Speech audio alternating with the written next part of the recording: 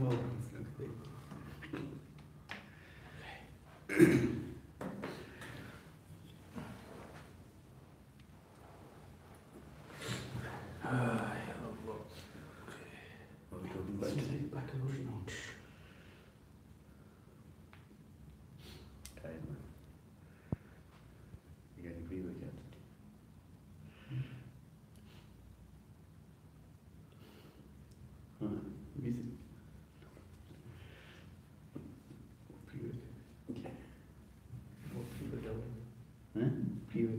As in the drinks. Oh.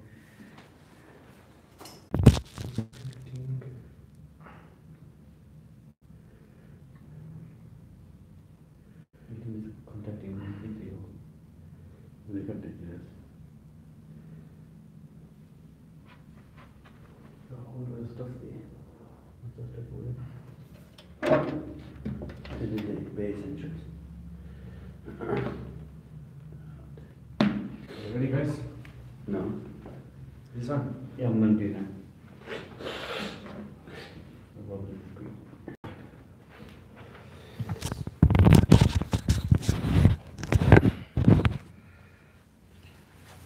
Okay, so, Assalamu alaikum guys. Hope you guys are all well. I'm Samad. Your audience is waiting for you. We got the pipe. It's connected, yeah? Come on. Is it on? I don't know. It's white. Sound. You do what? You do what I want to do. You say you're growing there for 5 minutes. This is what happens, Barakah, bro. This is what happens. Yes. You want to sit up?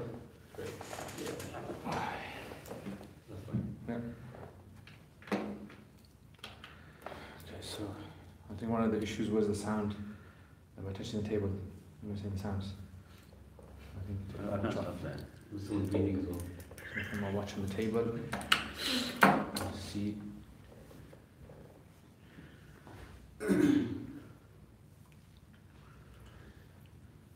Is it ready? No. You're in that shot. Am I in the shot? Come on, man. What's this, bro? You know what I mean? All the cameras. I think it's that one. So shall I change? Move the chair. Yeah, you'll have to move that one. Then that camera then. Yeah, we'll have to. Send in the background. So everyone okay? Is there any comments? Check any comments. I can't see the comments, guys. Okay. Yeah, so I'm just gonna have to rely Start upon this one. Abdul Samad. Ibrahim Mughal is giving you salam. Ibrahim, mashallah. I assume it's Salam. salam, it's ASLM, it could be anything. ASLM, it could be Aslam, it could be Islam, Islam, Slim, yeah, it could be Aslim, it Slime. could be ASLM. It's probably called you a Slim Mufti. Huh? Yeah, Slim, that's it, man, Slim Jim. if someone can do the background. And Abdul is here. So this is how, this is the background. You guys A got bit more, like bit more. VIP treatment That's here. it. You guys see what happens in the background. Yeah, so this is like Now you've released the Privileged. background before we release the actual thing. yeah, now privilege. In this case, you're trim, so. Yes. Could be good. Hold on. I've got to sit there. For you. Turn the other one on. Alright, sorry. Where's the makeup artist? To do all the hair and the makeup and Okay, we need that 5 seconds.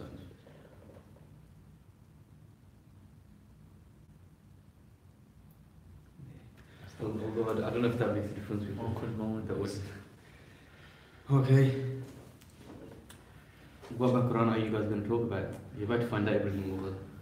You're about to find out, bro. You're gonna find out. Okay, so Bismillah ar-Rahman ar-Rahim. Assalamu alaikum, guys. Alaikum assalam. Why have you got your voice? Is it coming in the camera?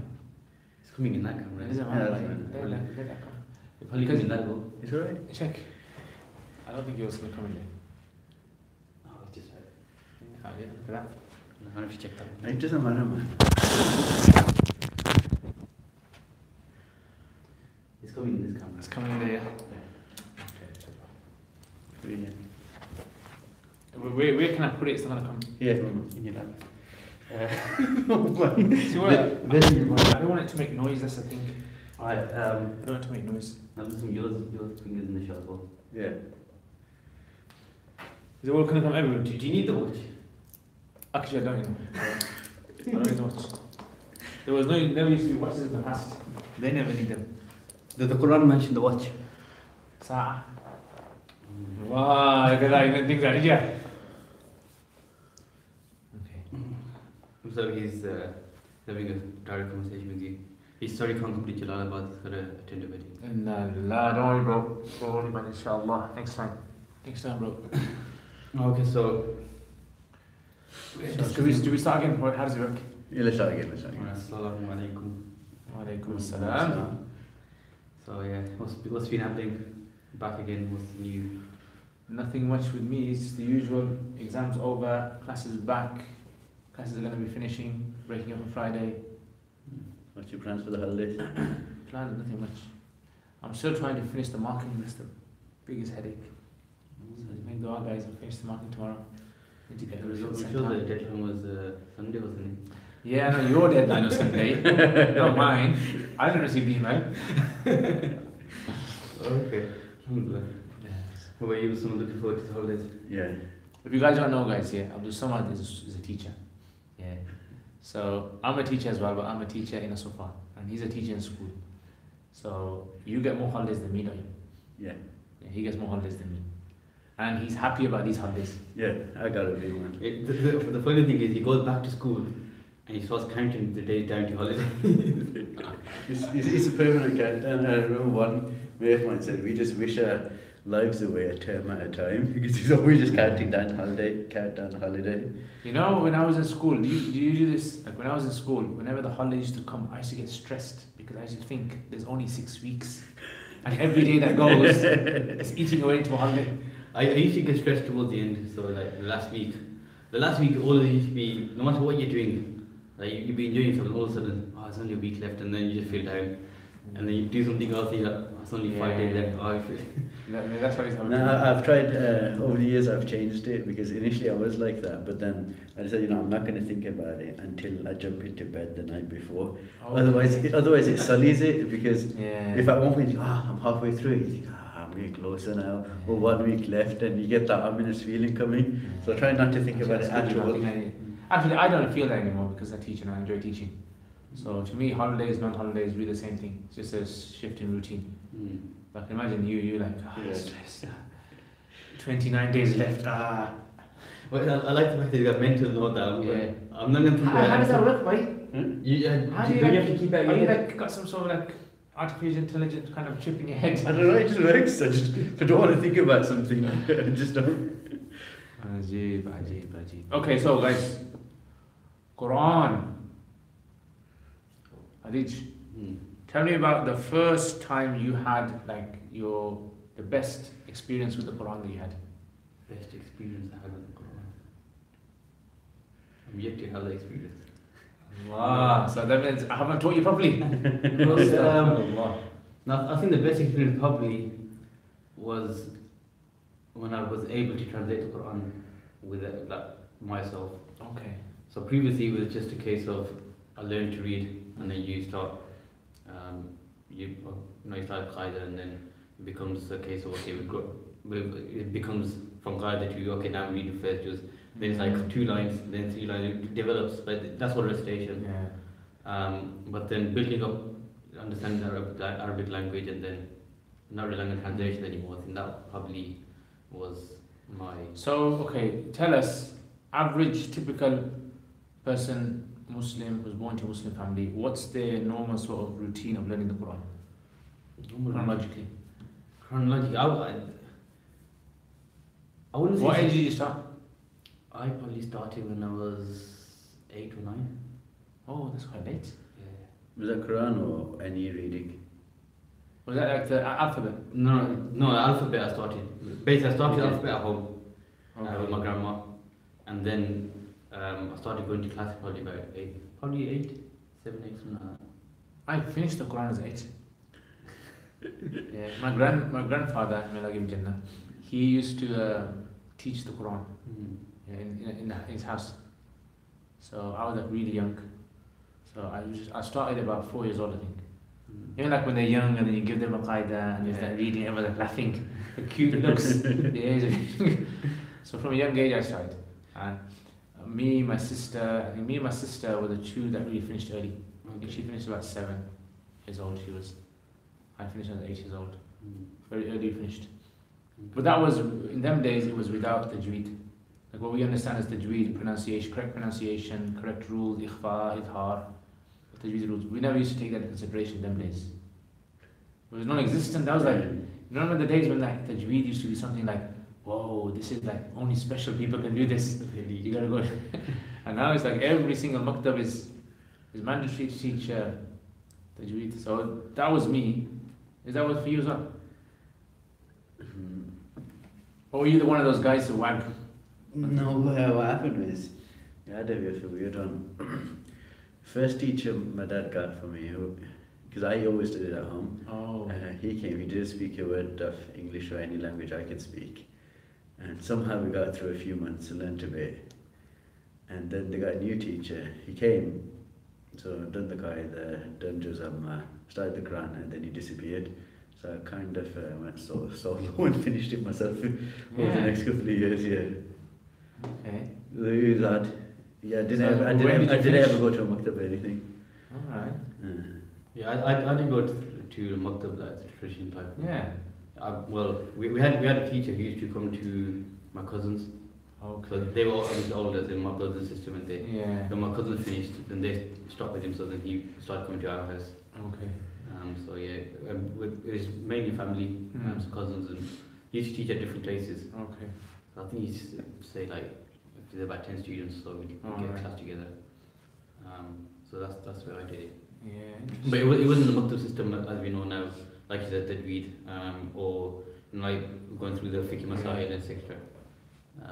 He started doing that right towards the end. Okay. So I went until I was about 15, 16. Yeah. Oh. Yeah, I finished earlier. I stopped going. I probably finished the Quran about 2-3 times, I think.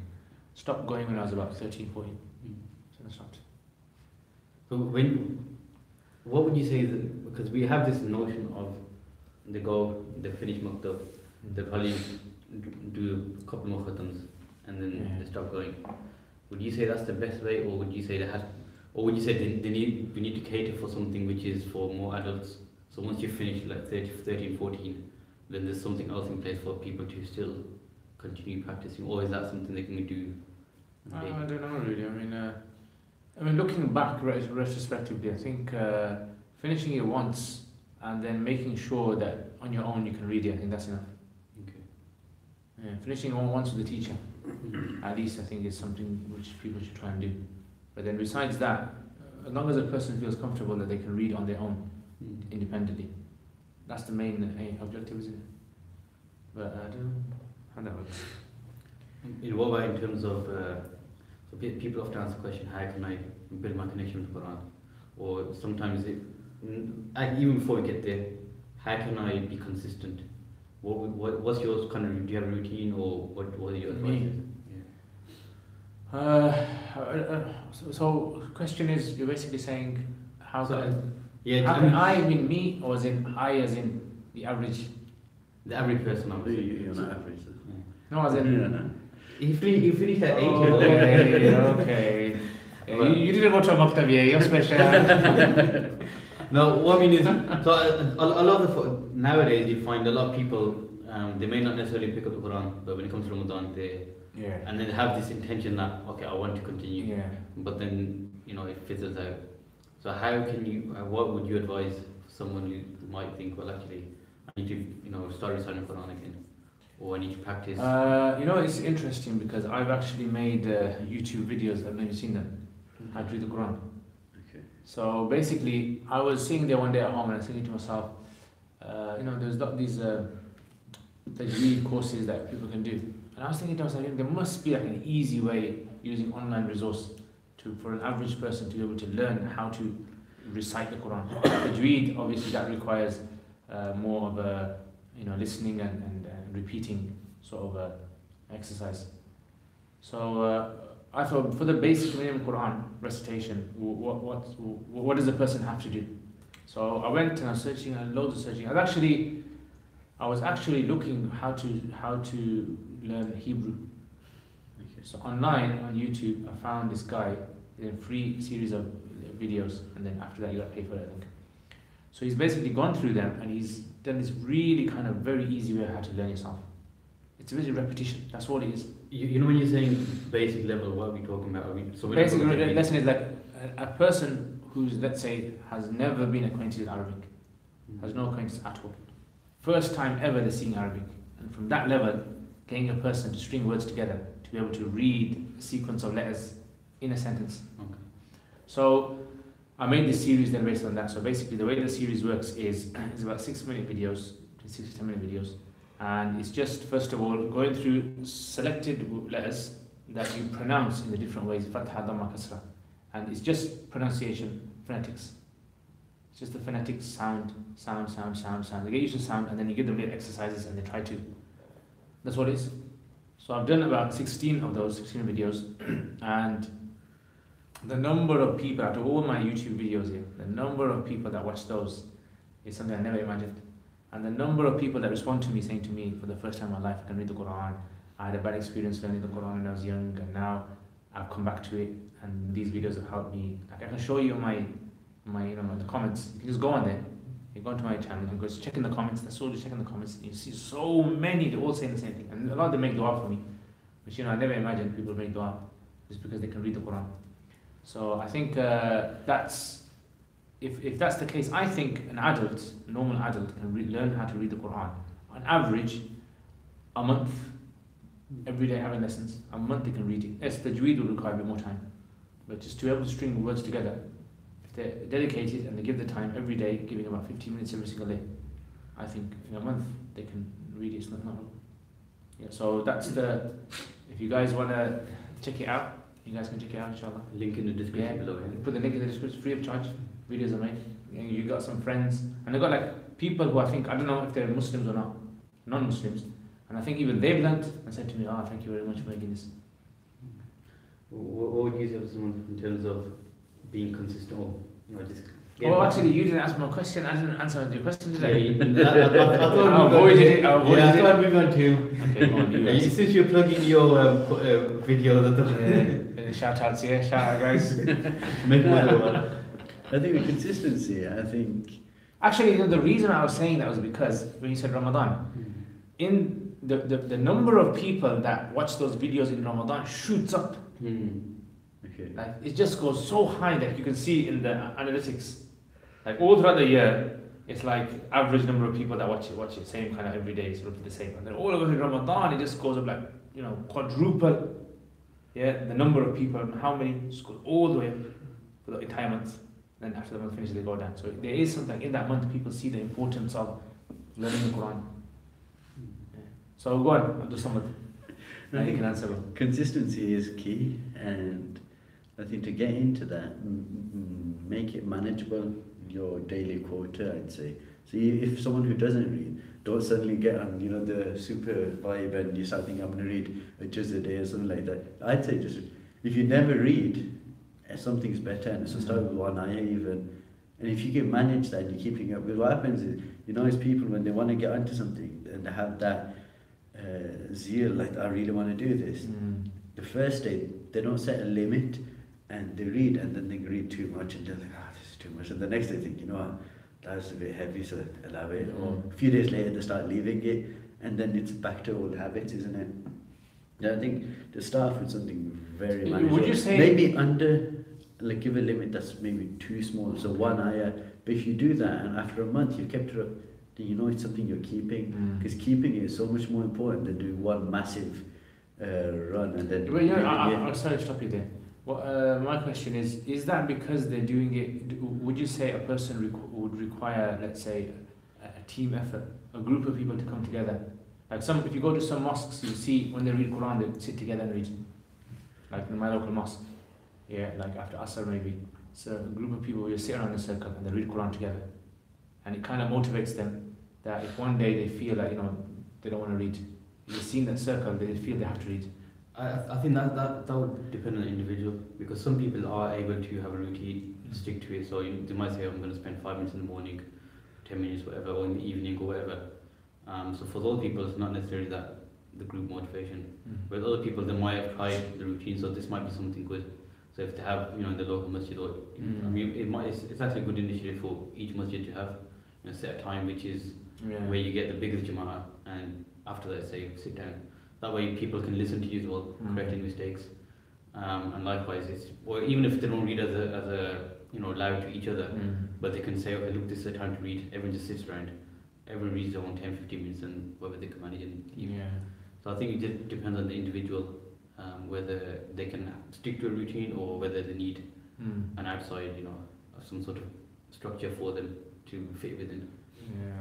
I mean, I'm not a guy who kind of would like to sit in a gathering and read. I don't really feel.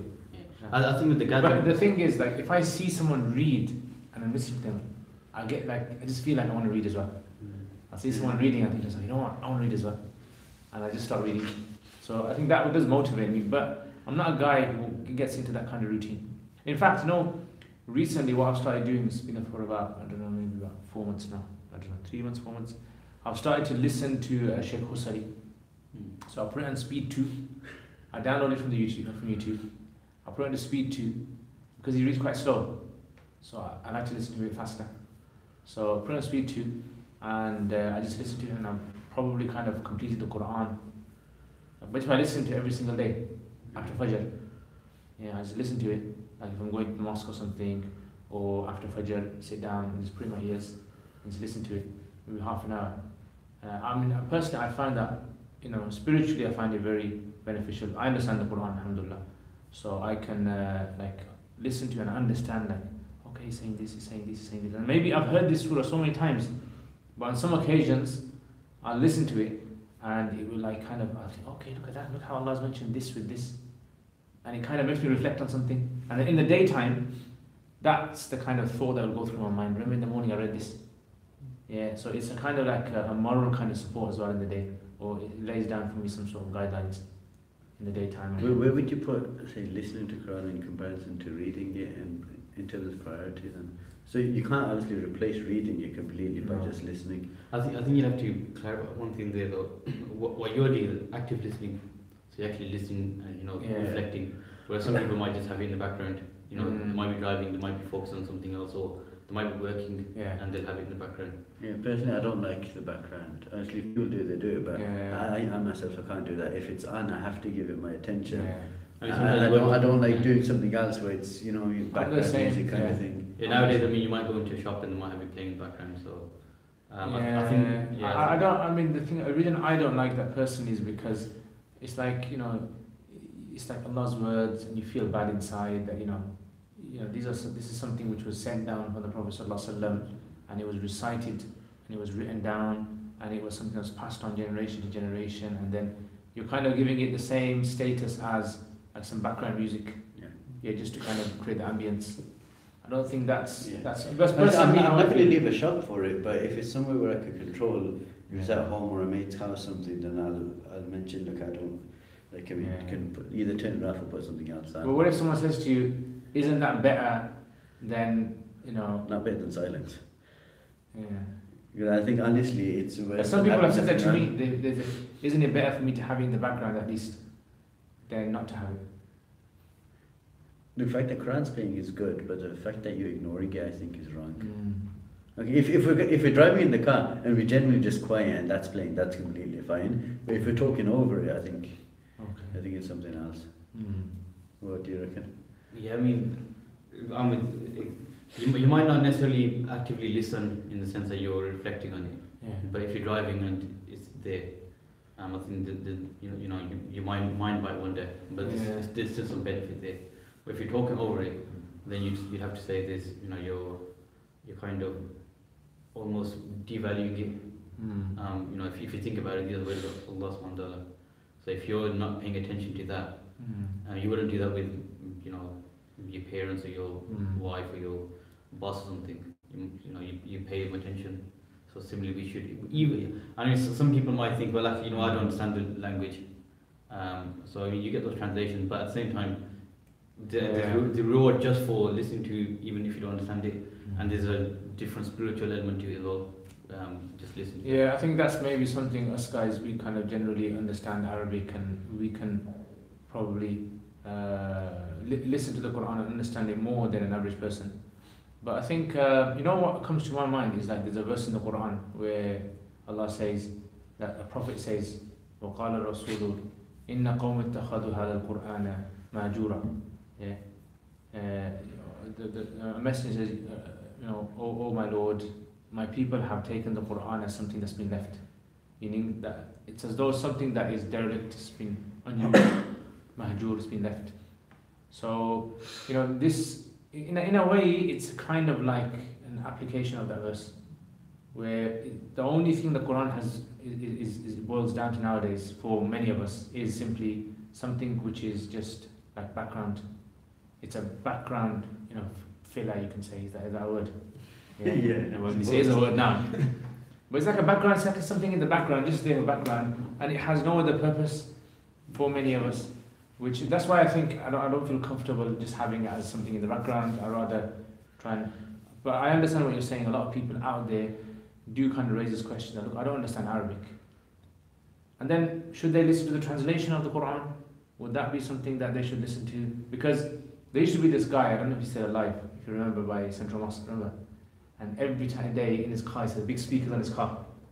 And as you drive around, and I think it was a Riva, and he used to be playing the Quran translation. Yeah, and it was just like everywhere you can tell, it's like that kind of, old kind of English. Yeah. And it's got this kind of like old English man reading translation. And God says, like that. Yeah. In the name of God, the most merciful, the most beneficent. Let's pause a second.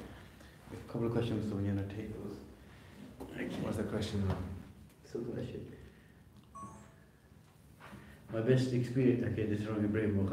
My best experience is when I was able to taste the balagha of the Quran in Salah. Balagha. Yeah. And look how he said it. Taste the balagha. Allah. Is it even written in balagha? Jahir al-Alam says Surah Mulk with question mark. Okay, Shaista Alam says, Ustad, Assalamu alaikum wa rahmatullahi wa barakatuhu.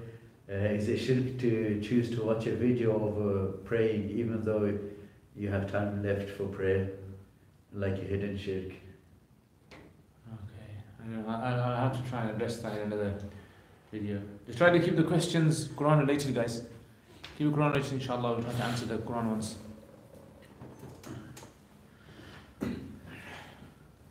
Okay, so something that comes to mind with technology and stuff, and I don't want to dwell on it too long, but what are your thoughts on reading Quran on a mobile device?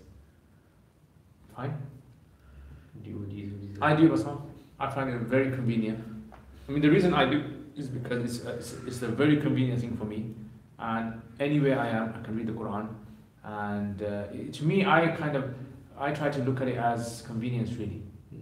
Yeah, as long as I've got wudu and I recite it, yeah, that's something which. Who are you? Actually, if I need to look at an ayah or read a part quickly, then yeah, I'd do it. But if I have a choice to sit with a mushaf or a mobile, I'll always choose a mushaf. What about yourself? Would you choose? If you had a choice, if it's a choice, I'd probably maybe choose. I don't know. Me. It depends really. Maybe if I'm going to read for a long time, maybe I'll use a mushaf. I know there are some people who say that you should always try to go towards a mushaf. It's always better. It's like the way of the people of the past. It's also, for me, it's more of a feeling, because with a mobile, like you've sat there, you've done messaging, you've watched videos and all sorts. It's just, it feels like I've done it. Like you've done other things with it.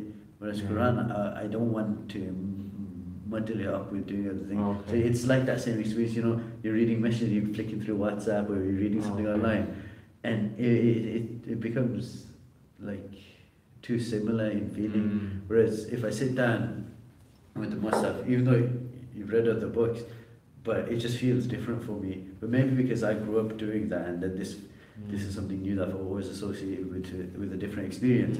But it doesn't feel the same for me. So if I want to quickly read a few verses on something I want to look up or something like that, then I don't have a problem using the phone. However, when it comes to reading, I'll always go with if you got a choice, yeah, maybe. I don't know. Maybe, probably. Yeah, I mean, personally, for me, I think like you said, sometimes convenient on the mobile, or you might go out and you think, or you're in the car waiting for someone or something like that, and you think it's an opportunity for me to read. You might miss a set amount. Like waiting for Jummah, like I see a lot of people do. I think that's fine because it's some like when especially at school, no one has a musaf with them. Read it, that's fine. Or like in a mosque, they all like you don't want to go up and put it back or something, and they're doing it. That's not a problem. Yeah, so I mean, in terms of that, especially at home though, I'd always go with the musaf. You know, I actually found it very. The reason I found it very convenient is because number one is wherever you are, is you can start reading, and the secondly is you don't have to put a marker there. The app that I use, it automatically reminds you of where you stopped, where you left off. So you continue. And with the Mus'haf, you have to remember.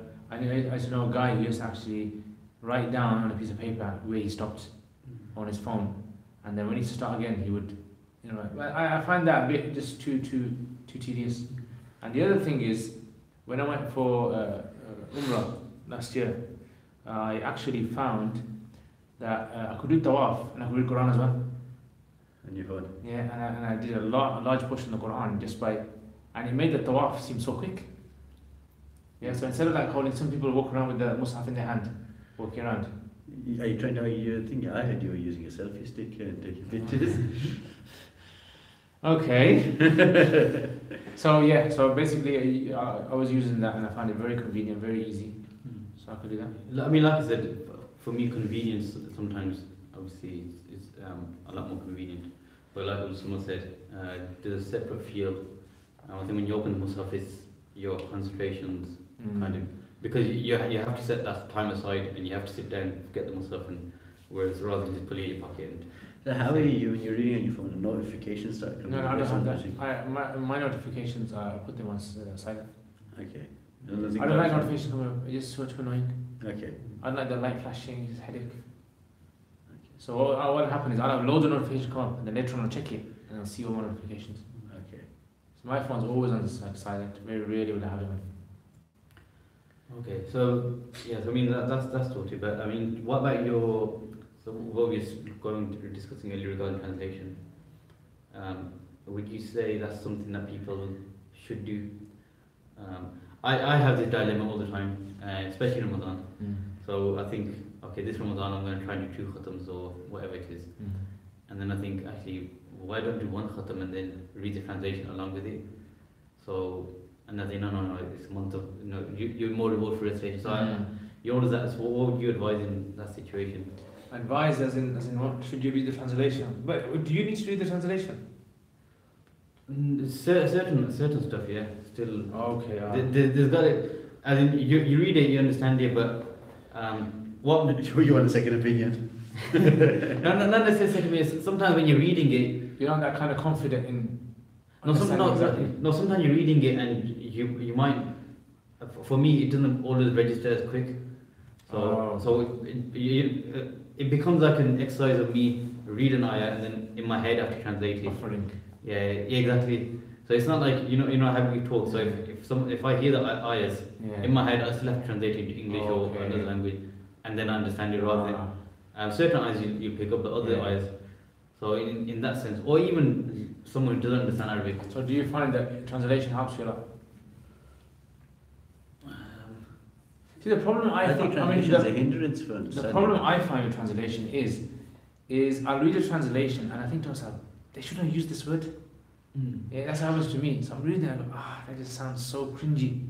The word it doesn't flow properly. Sometimes translations, there might be like a word, and when it's said in Arabic, it just sounds so perfect. It's like, when you hear someone who is from another country and they try to speak English. Yeah, and you listen to English and you're thinking, this guy doesn't sound intelligent.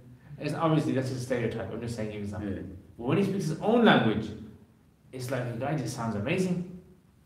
Yeah, so it's like that. Okay. So for me, it's like when I read a translation, it's like, oh my God, it's like that guy is coming from abroad, trying to speak English, and he's coming out with strange words. And then when he speaks his own language, like when you read the Quran in Arabic itself, it just. Now, with regards to translation, when I've taught Quran, and sometimes like I'm thinking, how would I put this in English? Because sometimes you just understand something, you don't necessarily have the English for it, right? And I've looked up translations. At first, I get what he's saying, but I don't like this next one. I get what he's saying, and after I look at a few and I think they had the same problem as me. Yeah. How do you best put this into English? And because sometimes you don't agree with the translation as well. Like you might have your own issues with it. Or sometimes you do find one that you like, but you know what it's might not have been always good? the We same. should have brought someone in who doesn't know any Arabic, reads Quran, and has exposure to translation. Because for us now, it's difficult because we're trying to look at it from a person who's already understood Arabic or able to understand a large amount of Arabic. But what would you say generally in terms of people reading translation? Is it allowed or not? Not is it allowed or not, more like... Would you, that Yeah. means you're clear in the answer. Is it allowed? No, it's definitely allowed. But, you know, I've come across people who say, well, if you read the translation, you might interpret it as something different. So, you know, it's best to stick, unless you have a teacher, etc. That sort of going down that sort of line, because the Quran isn't something which you can just read the translation, understand, and say, Yeah. You know, there is. I mean, if you think about it, like just think about it for a while. The Quran was revealed in Arabic, and the initial audience that the Quran was revealed to, or the recipients of the Quran, were people who understood the language of the Quran in the best way possible. Like, you're not going to get people who are going to understand the Quran better than them.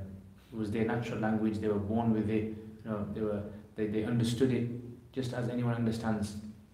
So as time went by, what began to happen was the language started to become contaminated now with foreign influence. So words lost their meaning. The way people said certain phrases, it didn't have the same impact on a person as it did in the olden days. So even the Arabic language had to become preserved.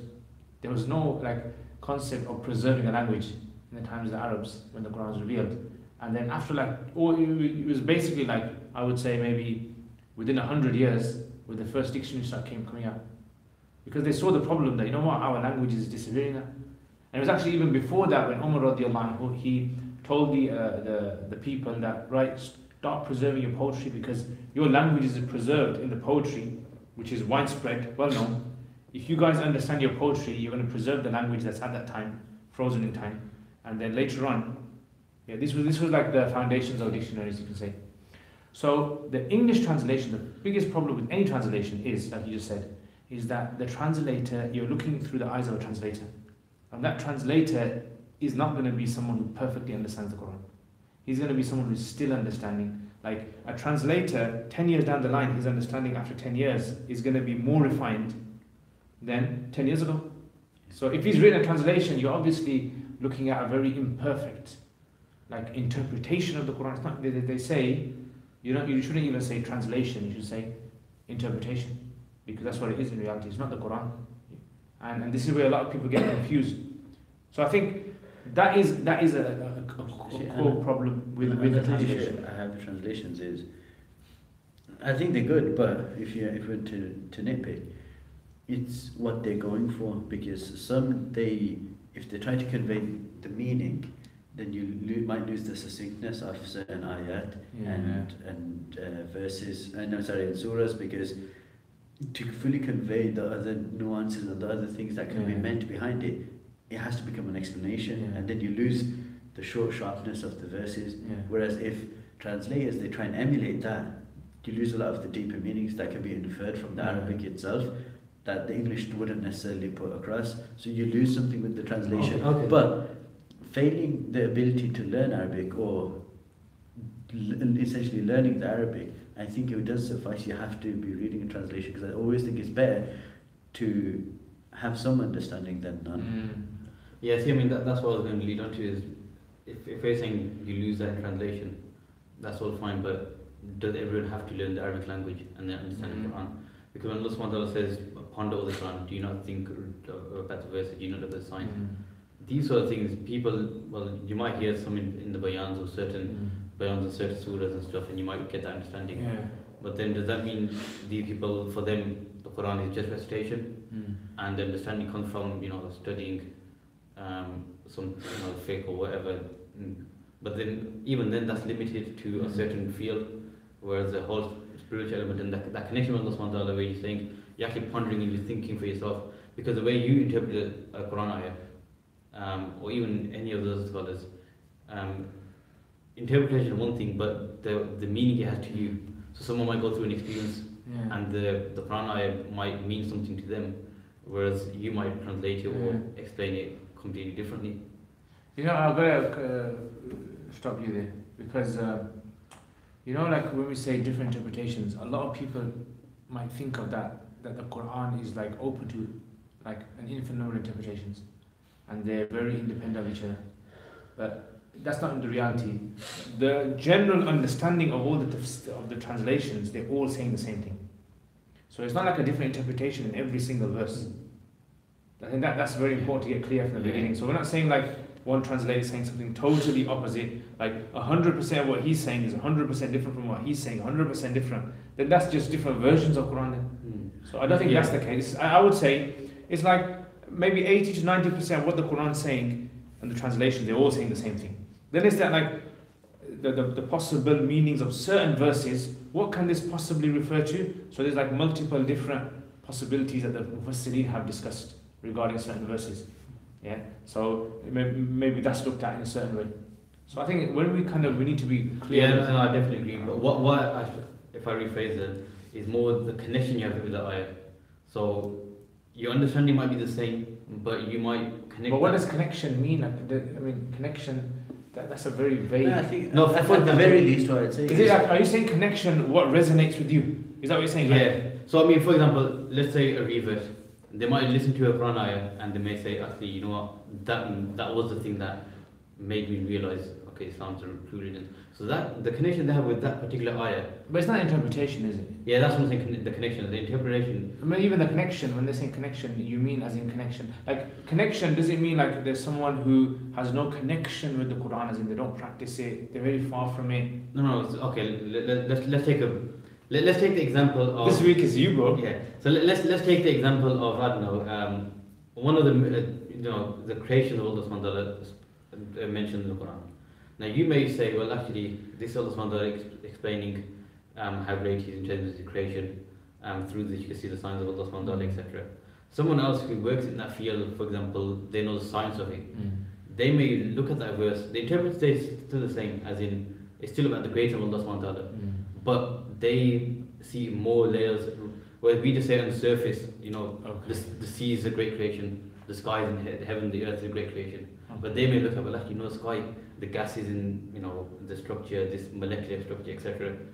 That sort of thing. That's what I'm saying. So you might explain it in terms of, okay, it's a great, this creation is great, but how they understand it will be a lot deeper in certain areas. So you're not saying understanding as in the meaning of it. You're saying that understanding as the reality of it. Yeah. So reality is that what you're saying? I think so. Yeah. No idea. If that's how you. I mean, look, it's like, you know, you're reading a verse, and this happened to me many times. Happens. So I'll be reading a verse, and then I'll think to myself, look how, like look what happened to Iblis. Yeah, look at the language that he used, and then sometimes you'll be in a situation where you feel like a proud of something you've done, not negative, not positive pride, negative pride. Yeah, where you think you're superior from someone else.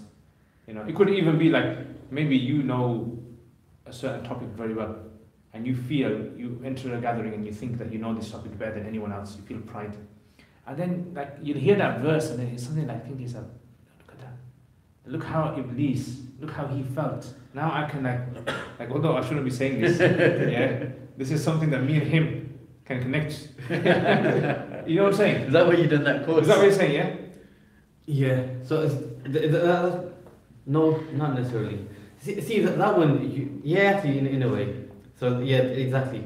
So or maybe like it's a calamity. I you see when you're talking about connection with the Quran, is the bond that you have with it in any way, shape or form. So it doesn't necessarily have to be with any understanding. Because some people, their connection with the Quran is being at peace, being serene when they hear it recited. That can be their level of connection. Others, their connection might be they have to read it every morning when they wake up. No, for others it could be they need that meaning. No, while I agree with that, what I was saying, going back to the translation. Yeah. So what I was saying is, you've got people who understand the Arabic language, then you've got people who don't understand the Arabic language. Yeah.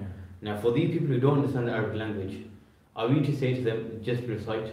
Or are we saying they should look at the translation? So when I asked this question, I asked you, remember? Yeah. So when I say look at the translation, I'm saying I think there is an element of people needing to look at the translation because they, the way you explain an ayat to someone, I mean, as you said, the overall picture we all agree on. Yeah. But the nuances of that thing, or how the if you think of layers, they may see 5 layers, you may see 3 layers, or you might say, you're speaking really layered, like kind of in a layered way. It's all about layers today. So someone asked me like, what's the difference between someone who understands Arabic and the difference between someone who doesn't understand Arabic has to understand the translation? I always say this. I say, look, it's like imagine there's an artwork, a very classical old artwork that some artist has drawn, and you're looking at it yourself directly, the first person you're looking at it, and you can absorb the artwork, as a first person, yeah. And then someone phones you on the phone and says to you, "What are you looking at?" And you have to describe it over the phone. You got to describe it to them that this is what I'm looking at.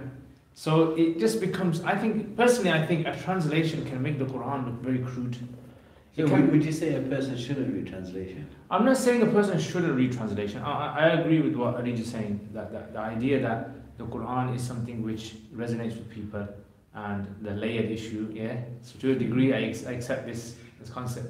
But what I'm saying is that the translation can become a hindrance to a person getting closer to Allah sometimes.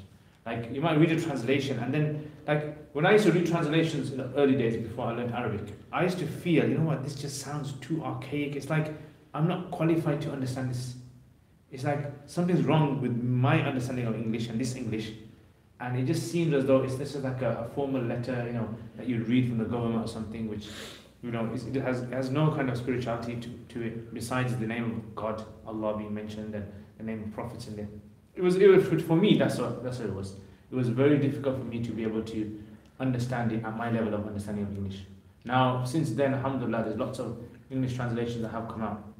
One of the best ones, I would say, that at the moment that I really kind of benefit from. Although I benefit from a lot of translations, I still use translations because when I'm doing translating work, like I was working on translating some surahs from the last juz of the Quran. So I required looking at translation because I wanted to know how the ayahs flow. So I used one, a Gracious Quran is called, by Dr. Ahmed Zaki. Yeah, that's quite good, very good.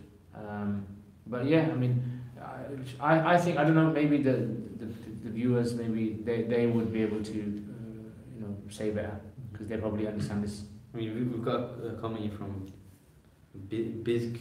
Yeah, Bizkon. When I listen to translation or read it, it doesn't feel like I'm reading the Quran anymore. You know what, that's exactly what I think. Seriously, that's what I think. And I think a lot of people, it's just out of politeness and, because they don't want to raise the issue. They just, it's no, like just the way I granted, I accept it's not the Quran when you listen to it. You still need to listen to it, to open up some of the meanings when you do read it. Because for a person who's, say, completely oblivious to what, say, Surah Fatiha means when you're standing in Salah, it's just sounds. No, I understand that it's a multifaceted problem. Yeah, it's not just like one issue and we just get rid of that. But what you're basically saying is, if someone has the opportunity to learn the Arabic language, no, I think a person should learn the Arabic language, and the reason they should learn the Arabic language is because you can never ever appreciate, like the artwork. You can never appreciate the artwork over the phone. You have to at least have a little glimpse of it yourself to be able to appreciate any part of it. And over the phone, trying to appreciate artwork is a mission. I find it very difficult. I'm amazed when people kind of read a translation of the Quran and can, appreciate it at a good level. Yes, they might be able to say, Subhanallah, this ayah is saying this, but are they truly being honest with themselves and saying that, I really appreciate how the words are being. But if you understand in Arabic, it's like you read something and you think, look how amazing Allah just says that word. Look how you use this word here. So it's obviously going into more of the semantics and the rhetoric of the Quran, the balagha of the Quran. But it's something which definitely, I think, was an objective of the Quran being revealed in Arabic, was the way it can be succinct, it can just flow nicely, the words, the themes, and it's like, it's not crude even, it's like the English one, if you were to kind of say to someone, they might say, oh, stop man, stop. But the Arabic one, you can even like say in a melodious tone, it sounds nice. So I don't know, you asked me, so you got the answer. Mm-hmm. And that's like one way of looking at it. I don't know, what do you guys think? What's your... No, I definitely agree. The only issue I have with that is, can everyone commit to learn the Arabic language? We're not saying... I'm not saying... Like you mentioned, the balagha points and stuff, that's, more advanced Arabic. Yeah. So I suppose you can probably say, well, they can understand the basic ayahs of the Quran, and they'll gain some benefit. Like I mentioned, when I've both... Okay, let me stop you. I'll give you an example of what I'm saying. I'm not saying like the very nitty-gritty kind of points of balagha and Arabic grammar. I'm giving you one example. This is one example. In Surah Yusuf, Allah, when He mentions about Yusuf alayhi salam, after many years, they find him, and then he takes his shirt off, and then he gives his shirt to his brothers and says, go to my father and give this to my father. So if you see how that verse goes, it's like you're reading the whole story. Obviously, you don't need an Arabic language to tell you a theme of the story. You can grasp that through translation. But when he receives the shirt, فَلَمَّا أَنْ جَاءَهُ الْبَشِيرُ فَلَمَّا أَنْ جَاءَ, kind of stretches it. That was deliberate. So one of the scholars, Sheikh Anwar Shah Kashmiri, in his book Mushkilat al-Quran, he says, this is actually something you cannot grasp in another language. This is deliberate. Because the way it's stretched is because when the reciter reaches this point, when he reaches this point, he feels like crying. When you see those videos of long, lost son or brother, they've met after so many years, and they start crying and hugging each other. So when you see this and all the father's going through, and then all of a sudden the shirt's going to come and he's going to smell that shirt of his son. So Allah says, it's like, stops a person from crying, like, holds their breath. So it's like that kind of effect. Yeah, see, you can't get that with the translation. But that's exactly what I'm saying now. It's not a balagha point. It's a point which the Arabic is clearly more superior in. No, the Arabic is superior. What I'm saying is, for people to recognize that this has been stretched because of this reason, they would either have to read that some way, or... No, they can feel it themselves. What I'm saying to you is, you feel it yourself. When you're reading the Arabic, someone just points it out to you, that's another matter. But you feel it yourself when you reach that point. That look how it's being said. Yeah? Or if it's certain words that are being used, like quick words, like you read some surahs, the last chapter especially, the verse size of the verses are very short, very like hard-hitting, powerful ones. The sound of the words are even like, they're like, solid, crisp sound. Whereas the other surahs, they're very stretched and long. Yeah, it has an effect. I definitely think it has an effect on this. But going back to one point, the point was that I think generally people would find it more difficult in trying to appreciate the Quran, reading it through translation, even though some people might force themselves to read it. And you would definitely get the gist of what Allah is saying. You understand how Allah is presenting things, you understand the stories in the Quran, you understand what Allah wants from you, what He doesn't wants you not to do. Yeah, you get it from the translation. Yeah, well, were there any more questions?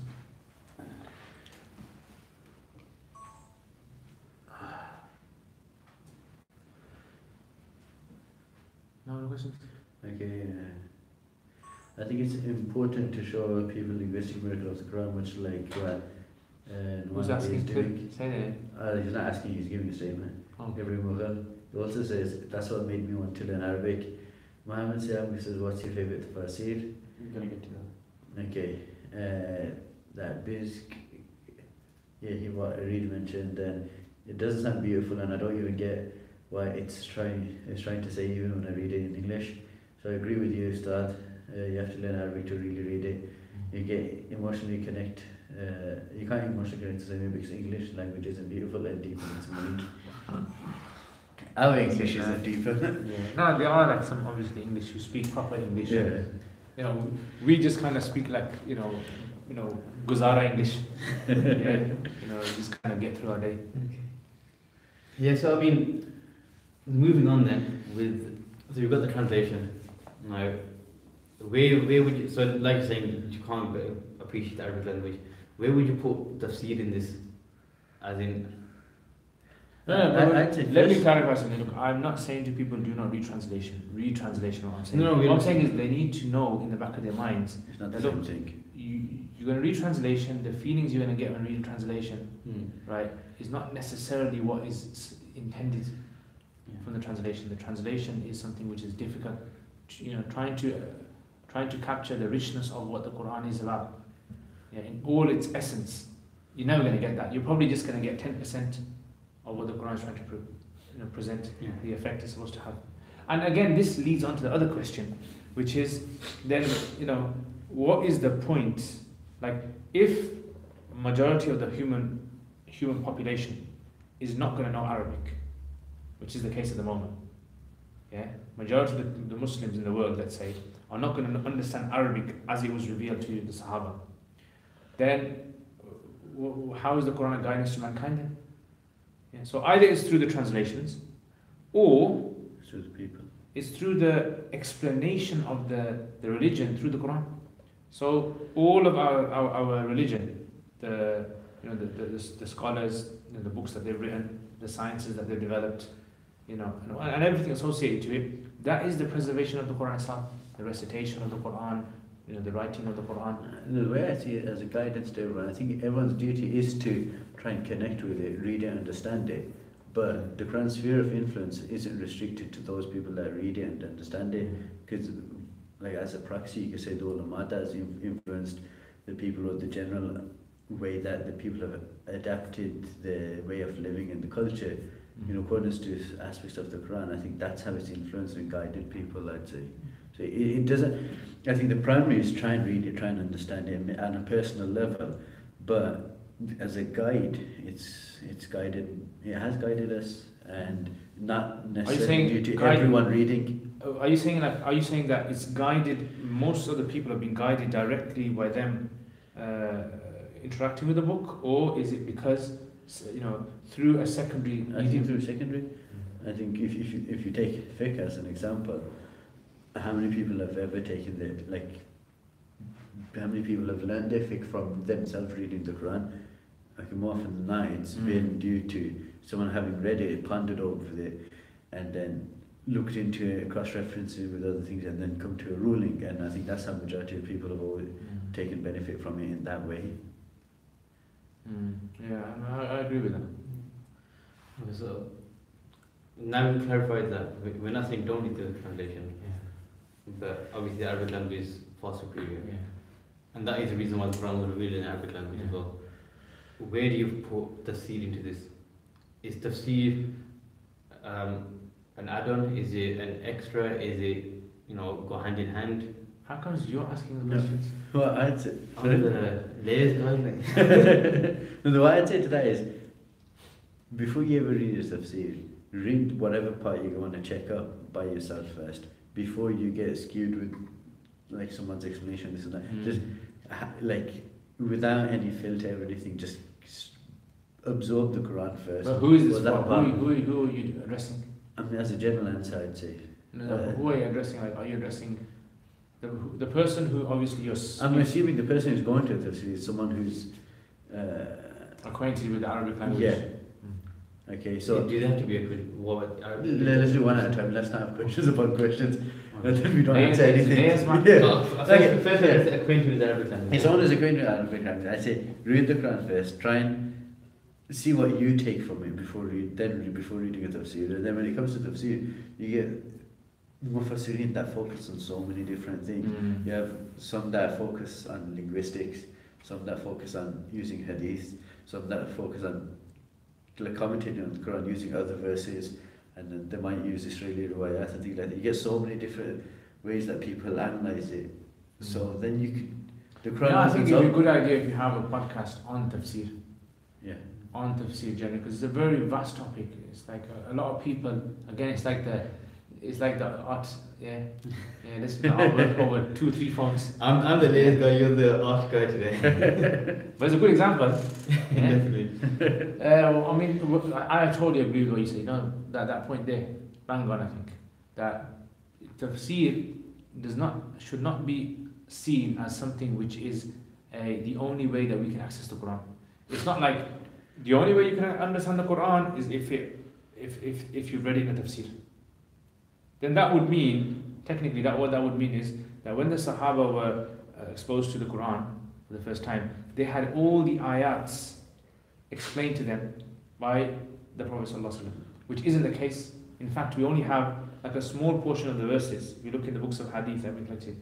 We only have a small portion of the verses that have been, authentically attributed to the Prophet ﷺ, that have been are explaining verses of the Quran. Most of the Quran is something which any person who has a good grasp of the Arabic language can understand themselves. So I think the first thing, and this is what I do, when I used to do the Dars al-Tafsir on Sundays, I used to just select a verse or so. I would write the verse down on a piece of paper and I would try to understand from that everything I can understand. And on top of that, then all the questions that come to my head, I would even write them down. So I have this big A4 piece of paper and I would write down, okay, so Allah says over here, Ihdina as-sirat al-mustaqim. Why does He use the word sirat? In the Quran, there's many words for path or road. Why does He use sirat for? Why does He use mustaqim for here? Why doesn't He use another word that He's used? Why does Allah say ihdi? Why doesn't He use another arshid? Yeah? Or something on the similar lines. Why not mention ila? And so forth. And then I'll say, why doesn't Allah just say, like, teach me the deen, instead of saying guide me to the straight path? So it's like I bring up questions in my head, possible questions, whether they're controversial, whether they're non-controversial. I just want to explore, flesh out everything, write it all down, and then I'll start going through tafsirs. So when I go through a tafsir, like I said, we need a full podcast to talk about tafsirs, because it's a whole spectrum of different works that are out there. So I'll go to a certain type of tafsir chronologically. I'll work through it, going to year-wise. I'll go through tafsirs, and I'll try to first of all focus on the narrations that we have. So those tafsirs that focus on like just quoting a narration associated with that particular verse, I'll try to look at that. What some Sahaba have said about this, what some Tabi'in, and try to make notes of that. And then I'll try to look at those tafsirs which look at a more maybe linguistic approach, like how the linguistics of this verse is important, and I'll try to make some notes on that. And then I'll try to look at maybe grammatical breakdown of the verse. What's important grammatically for me that I didn't know before, and I'll try to make a note of that. And then I might look at some like fiqh rulings that we can derive from this, etc. And then by the time I've got this whole picture, then after that I might go to like a modern tafsir, like a modern contemporary tafsir that's kind of looked at all past tafsirs, and then I see how what value does he add, to the tafsir here. And so that way it kind of builds my understanding. So I don't look at a verse of the Quran and think I have to look at it through the lens of tafsir. I look at it as well, how can that tafsir add extra value or correct my understanding? Okay, so now that's someone who understands Arabic language. Would you say tafsir for the layman, someone who does not understand Arabic language, reading in English, would you think that is of benefit, or would you say if they study with someone, or... Is that a question? No, that's my question. Oh, your question, yeah. Okay, so if I try and answer that, I'd say the person that doesn't understand Arabic and they want to get an understanding of the Quran, it probably would be best to sit with someone, have them explain it, because reading a translation, that would be good. Tafsir, I'm not too sure about, because what kind of tafsir would they go for?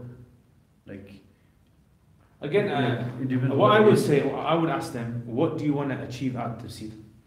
Like, what do you want to gain out of it? So if it's to gain an understanding of the Quran, is that what you're understanding? Is that what you want from the tafsir? Then it all depends, because some tafsirs are specifically designed, they've been written for a particular audience. Like the way they've been written is for an audience of, like, for example, Tafsir Ibn Kathir, a lot of people quote this. But this tafsir is not designed for the average person. It is not designed for them. Because the way that he's talking, he talks at a level where the audience usually has to have a good understanding of the concept of hadith, He has to have the understanding of the concept of abrogation. He might have to have the understanding of the concept of past tafsirs, because he brings up lots of discussions. So if you don't know these things and you just go into it, it's like, you know, you're diving in the deep end, and you might get burnt out. Yeah, burnt out. But also, if they're not knowing Arabic, they're reading a translation of a tafsir as well. And then because it's a translation of a work, it's not like the translation of Quran, which everyone takes as sacred, and a lot of work has been put into it. Translations can be a person having done it quickly, and it's a huge piece of work as well. So mistakes are going to creep through as well, a lot more as well, a lot more likely. And it isn't as comprehensive, those translations, in comparison to the Quran, where you have like multitudes of translations that have come through.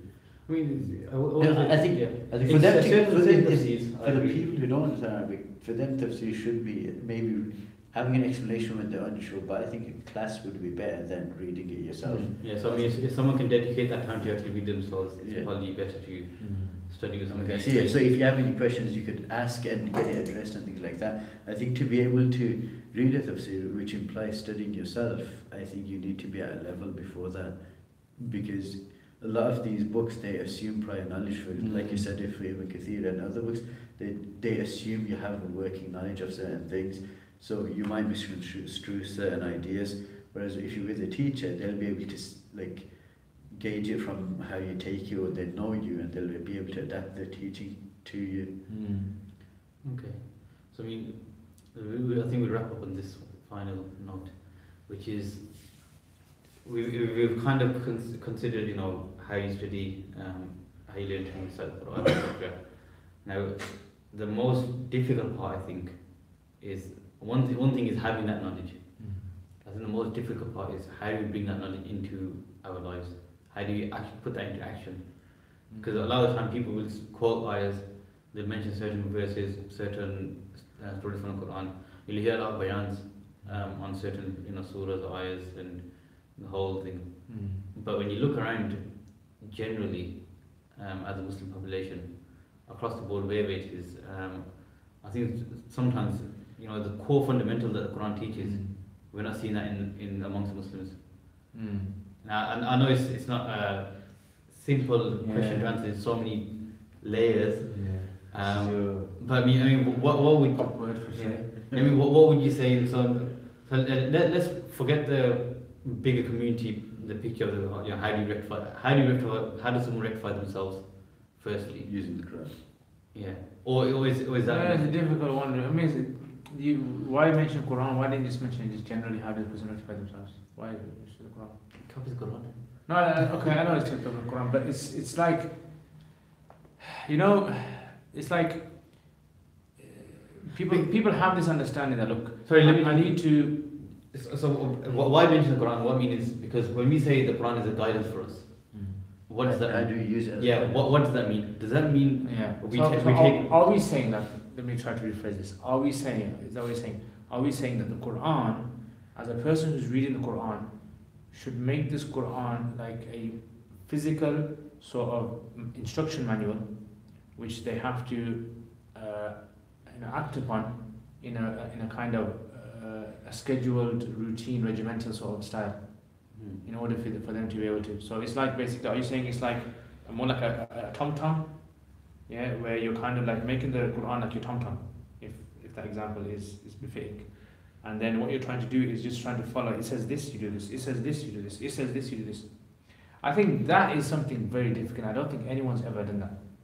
Like to try and materialize the Quran in your life in that fashion is idealistic, and it's not really pragmatic. It never happened like that. And the way that I think it happens is you need to have an understanding who Allah is. If a person truly understands whose words they're reading and who is saying this, automatically the things that they hear, it just hits them. Like you said, it resonates with them. So if you hear like the story of, in the Quran, you hear the story of Yusuf alayhi salam and how he was abused by his brothers. And you know, this is something you can reflect on in your life, and you think, look, Allah is saying this to me. And Allah is saying to me about people who drink alcohol, that isn't it time you stopped? Hal antum muntahun? Shouldn't you stop? If you know who Allah is, if you have this connection with Allah Himself, through the Quran, because Allah introduces Himself in the Quran. I think anyone who listens to just a few things what the Quran says, it just has an impact on them.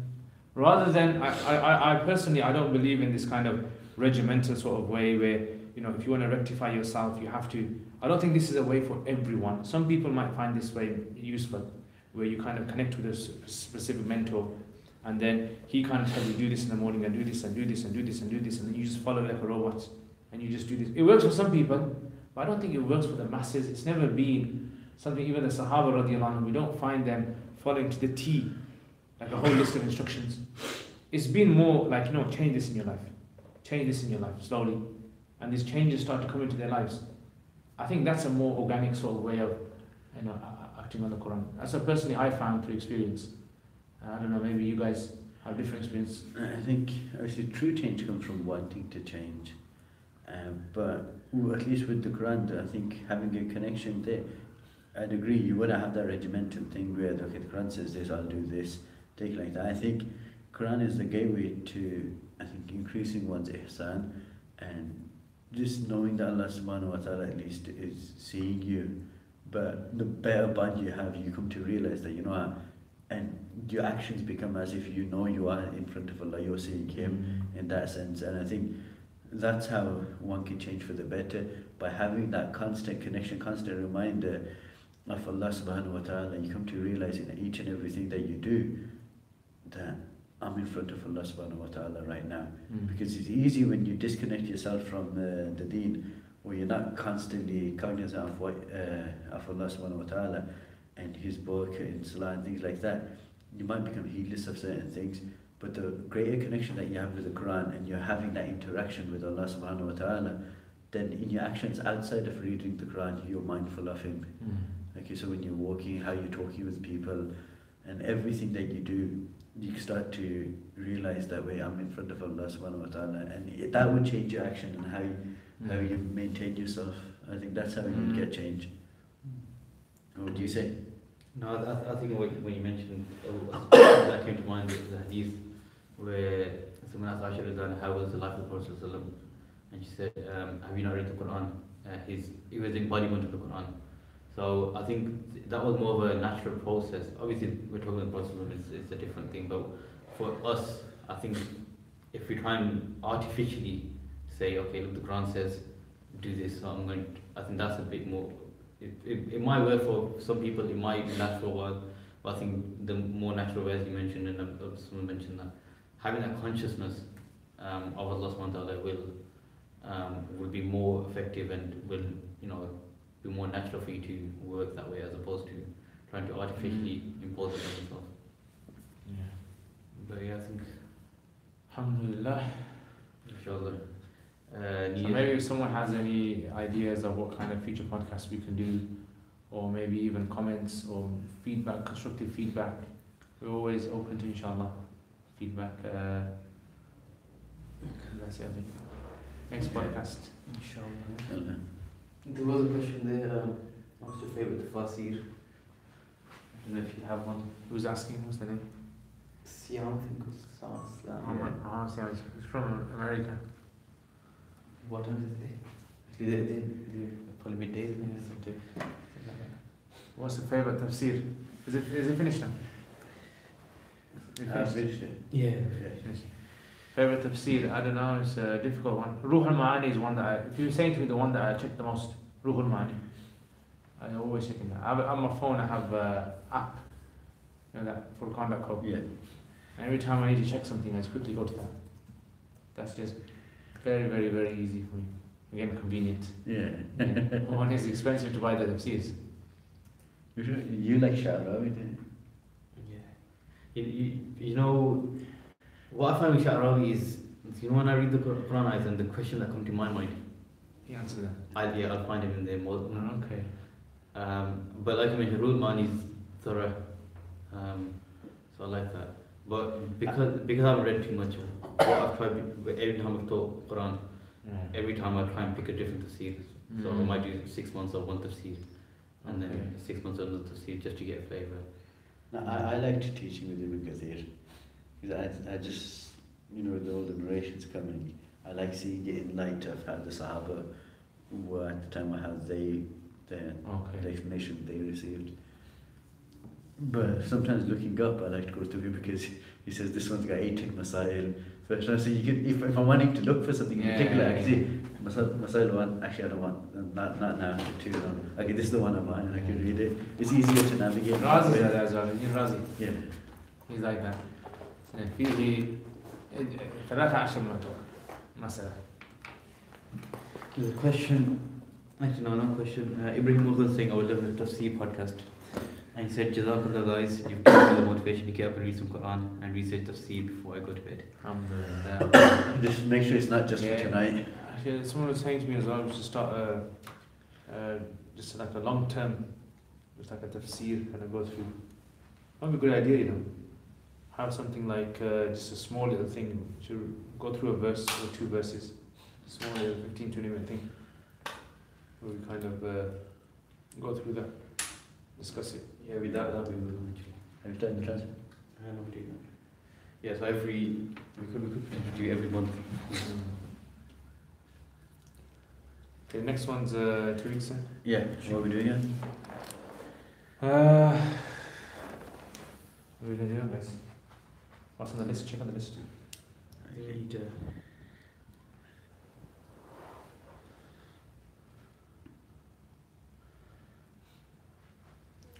Okay, guys, so Jazakallah khair for the views. Yeah, guys, I'm getting views out of you guys. Yeah, you guys are getting famous. Okay,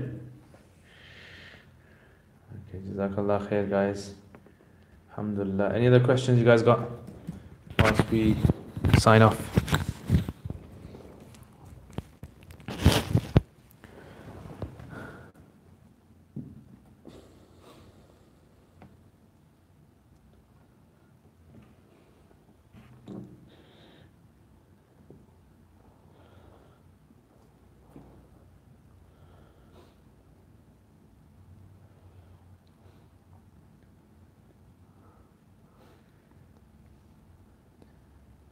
What's the good tafsir? What's a good tafsir for word precision? Tafsir for word precision. someone's writing Tafsir on, I think. Sorry? You're not writing the Tafsir on. No. Okay, Jazakallah khair, guys. Alright, take care, inshallah. Remember us in your du'as. Assalamu alaikum wa rahmatullah.